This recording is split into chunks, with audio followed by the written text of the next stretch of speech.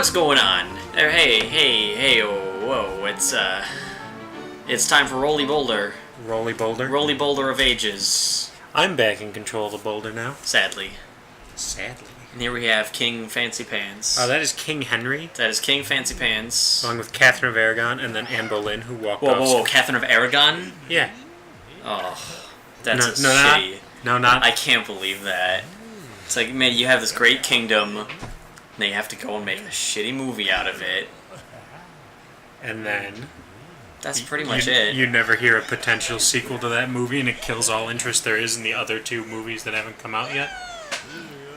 They haven't not come out yet, they just don't exist and will never come out. I was talking about the two books that came out after... No, but the books are not movies, they're very different things. No, but I remember after the movie came out, everybody stopped talking about the last two books. Yeah, no, that one I remember. Because I never stopped really liking the books. But I think the movie came out after the second book. Yeah. And then the third book came out and just no one gave a shit because the movie was so bad. Yeah. That is exactly what happened. We're talking about the Aragon books. Yes. The second one is Inheritance? The second one is Eldest. No, Eldest. The third one is Brissinger? Because it was Aragon, Eldest. I think one of the books was called Inheritance. Yes. It was, I think, well, because it was the Inheritance series. Saga, because it was going to be a trilogy. Yeah. And the whole time I was reading the third book, I thought it was the last book. And I was getting to the last chapter like, this is nowhere near being done. What the hell does he do in this last chapter? Yeah. Yeah, I wish I had finished those books, but... They were great. I really liked how it ended.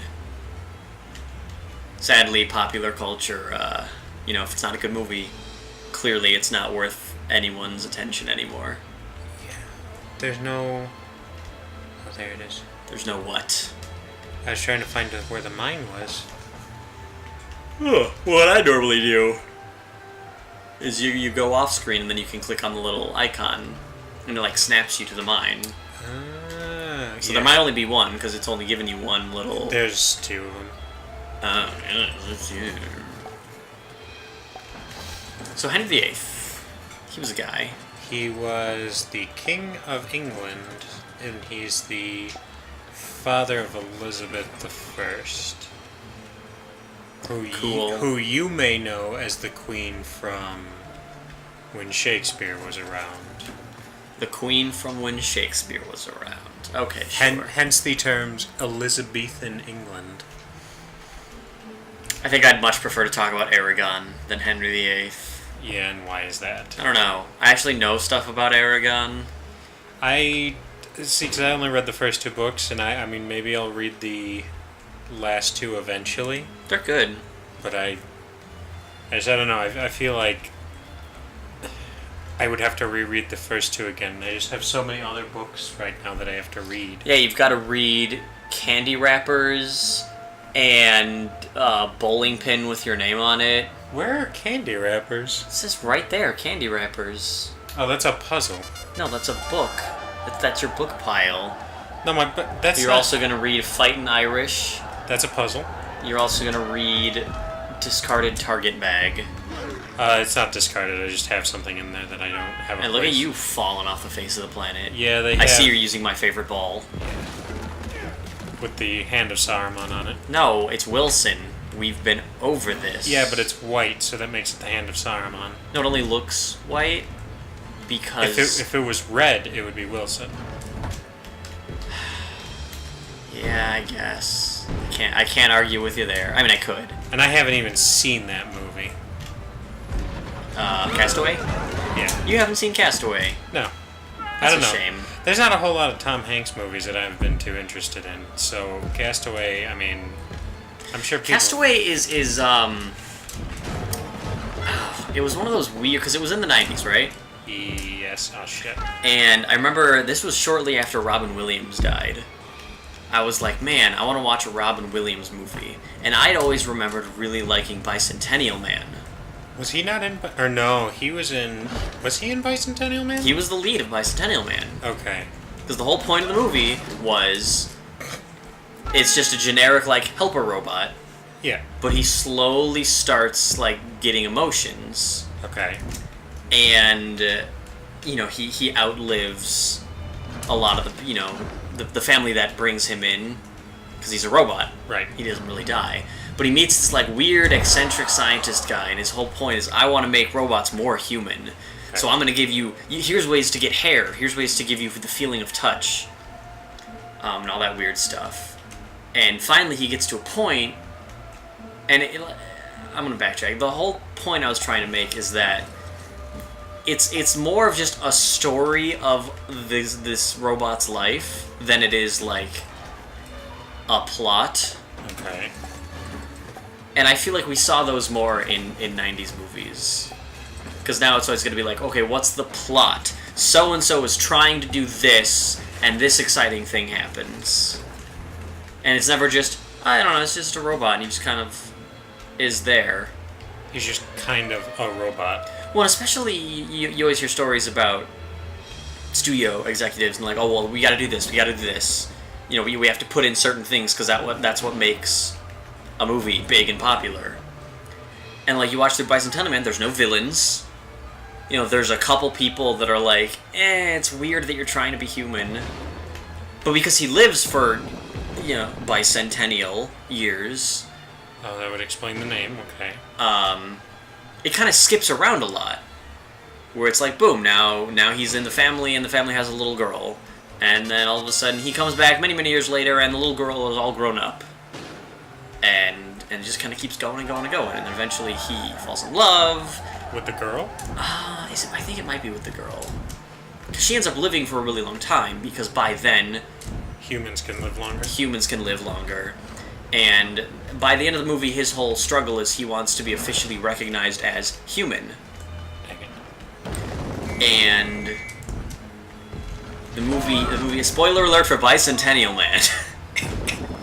The movie ends where it's him and the love interest, super, super old. They're lying in bed next to each other, or like two separate hospital beds or something. They're holding hands, and it's like the future Supreme Court or something. They're like, we officially recognize so-and-so as human, which also means he is the oldest human in existence. That's kind of a nice note to end a movie Yeah, on. and then he dies, and they're like, did he actually see them say he was officially human? And then they're like, oh, I don't think it mattered. Oh, so touching. Which is like, there's no plot. There wasn't like an evil villain trying to harvest his intelligence to create Skynet or something. And, well, I mean, stuff like that's more popular now, but it's also like I don't want to say it's a culture-dependent thing, but it's well, I guess it is. Because, like, movies now are different from movies then. Well, yeah, that's the whole point. But even, like, movies now in America are different from movies made in, like, Italy. Oh, hell yeah. Have you seen... I was talking about this the other day. What Happened to Monday? Oh, was that an Italian movie? Yeah, No, it wasn't Italian. Let me look that up, actually. Yeah, because you didn't have an answer on where it was from. It was weird, because all these names I didn't recognize. What Happened to Monday is a Netflix movie. There's a bunch of twins. Sorry, septuplets. How do I rotate this stuff? I don't remember. E? Oh, right. Come on, it's your game. It's been a little while. Christ almighty. Where would I look? For to where it's see? made. Maybe Wikipedia. Yeah, the Wikipedia article would probably have an answer. Ba-ba-da-ba-bum. Dystopian science fiction, written by Max Botkin and Carrie Williamson. Netflix bought the streaming rights for the United States. Okay. Distributed country. Okay, under country it says United Kingdom, United States, France, and Belgium. So maybe it's one of those. So France and Belgium, that would make it French, most likely. I guess French would make sense. But it's this neat idea, there's siblings are outlawed in the future because of overpopulation. Right. Septuplets are born, and so they're raised to all pretend to be one singular person. Right. And they're named after the days of the week, and that's the name, their name. There's so many trapdoors. Those are springboards. If they're trapdoors, you'd fall through them. Whatever. they're each days, Monday is named Monday because Monday is her day to go and pretend to be the person. Right. And it's neat. But because it's a bit more modern, there's got to be, a villain and a bad guy and a big overarching mystery and all this other stuff. And I would love to see someone try to make a Bicentennial Man movie now. It's like, what would it be? Would there be an evil tech guy who wants to harvest artificial intelligence? Probably. Would he just be like, AI is weird and I want to kill you? Well, I think you would have to go back and rewatch Bicentennial Man and see if it still holds up. God damn it. Well, I mean, that's what I'm saying, is that I did this right after Robin Williams died. And I distinctly remember thinking, like, wow, like, it's not that there's no conflict, but there's no conflict? It's weird. Uh-huh. I mean, And I guess I would have to watch the movie to understand, but... to tie it all together, I only got on that subject because you brought up Castaway. Right. Castaway's kind of the same way, where there's not really, like, a plot. It's kind of like, let's throw this guy on an island. We'll just kind of watch what happens to him. And that's kind of it. And they did a lot of work for it. I know they had Tom Hanks shoot part of the movie first, because he had to be a little pudgy, because he was just, like, average white guy. Yeah. And they took, like, a big break where he lost a bunch of weight so that he could then shoot the parts of the movie where he'd been on the island for longer. Mm-hmm. And they actually got a bunch of people, I don't know, like survival experts or something, and were basically saying, hey, what everyday objects would be helpful on an island, and how would you use them? So, he finds a pair of ice skates, and he ends up using that for, like, cutting stuff, because that makes sense. Yeah. He finds a bunch of VHS tapes, and he's able to use the tape part to hold things together. And it was really neat and clever. And we'll talk more about Castaway. Maybe next time? No? Give it a We should keep going. Let me see if I can kill him before I roll my ball, and then... That sounds good. That sounds like a good stop. We'll save my next roll for next time, but let me, I gotta try and... Yeah, he's not looking like he's doing so hot. No, I actually, was not totally paying attention to the way the map was set up, so I put a big blockade at when he first releases his ball. So the first 2 rolls he just had nothing to stop him once he was past that first block. That makes sense. It's a problem I, too, have made. Get him. No, you want to go ahead of him. I did, but he moved faster than he has been. Hey, there you go. I'm doing okay. I He's... don't know about that. Good one. Nice. Oh, he's at your door. Oh, man. We'll just keep this roll on for this episode. Hopefully I can get it. Just don't hit a trapdoor. I gotta be real careful now. This kind of reminds me of the Garden of Eden level. The way it's like platforms floating. Yeah, that Garden of Eden. That looked like it was quite stressful. I mean, I beat it on like my second go. I mean, I was pretty stressed watching you play it. See, that's your fault for caring. Oh, Yeah. that was rough. If I can't even get to his door this time, then he wins. You can get there. I'm only halfway through and I've got less than. No, you got it. You got this. Because you triggered so many of his traps last time. And that now he's got nothing to throw at you. Nice jump. Nice. Oh. See, look at this. Look how great you're doing. Look at that catapult. It's got nothing. Pirate ship? No, nothing. Da Vinci? Not got nothing. This is the part that always gets me. And you see, you're there. Oh, Boom. thank God. Do I even have enough strength to break? Oh, what? Oh, did he zap you? And I still hit his door with my... With your rubble carcass? So he has literally, no health. So you just gotta kill him. I guess so. Do you have any... Can you zoom ahead and put down more elephants, or... I'm just gonna throw some explosives all over the... Oh, Jesus. Oh, he fell off. He did. Maybe he'll hit him. This is... Nice. It's not gonna... It doesn't... Oh, just in time. The elephant got up, but now it's dead. But it knocked him off, so that's something, I guess. How many of your old traps are still up and going? They basically he like keeps destroying all of my stuff. So you basically don't have anything left. Nope. Nice. Those elephants are up, but he's gonna fall off. Okay, not bad.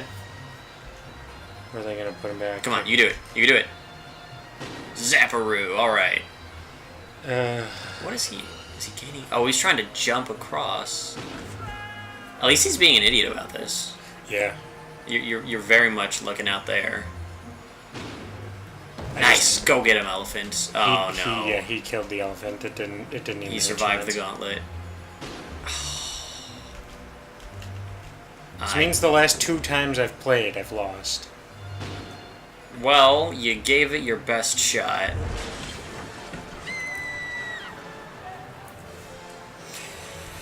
It's okay. You're just rusty. It's been a while. Yeah. But, you know, every good trilogy, you know, has to end a downer at some point. And this is the second batch of episodes of this. Yeah. So this is the all is lost moment. You know, this is Luke, I'm your father. Also, your hand is gone. So does this mean next time on Quicke Plays we're gonna beat Henry VIII? Yeah. Promise.